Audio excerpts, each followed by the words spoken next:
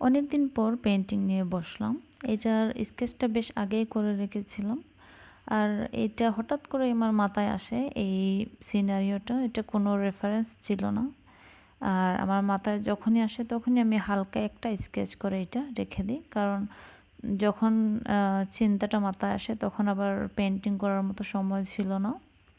তো এখন এটা অনেক আগে রেখেছিলাম স্কেচটা করে, আর পরে আমি ভুলেই গেছি। খাতাটা বের করে দেখলাম স্কেচটা এখনও আছে।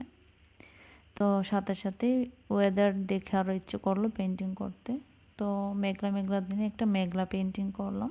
পেন্টিংটা করার পরে আমার মনে হলো এটা যদি বড় ক্যানভাসে আঁকা আঁকা হতো তাহলে হয়তো আরও বেশি ভালো লাগতো, আর এটার ডিটেলিংটা হয়তো আরও বেশি সুন্দর হয়ে ফুটে উঠতো। এখানে আমি খুবই সিম্পল একটা গ্রামের দৃশ্য এঁকেছি। এখানে জাস্ট দুইটা কুঁড়েঘর আর ছোট ছোট কিছু দূরের নৌকা, আর সামনে দুইটা ডিটেইলিং নৌকা রেখেছি।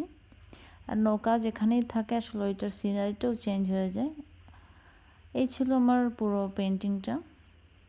খুবই সিম্পল করে আঁকার ট্রাই করেছি। আশা করি আপনাদের কাছে ভালো লাগবে। আজ এই পর্যন্তই। সবাই ভালো থাকবেন। আল্লাহ হাফিজ।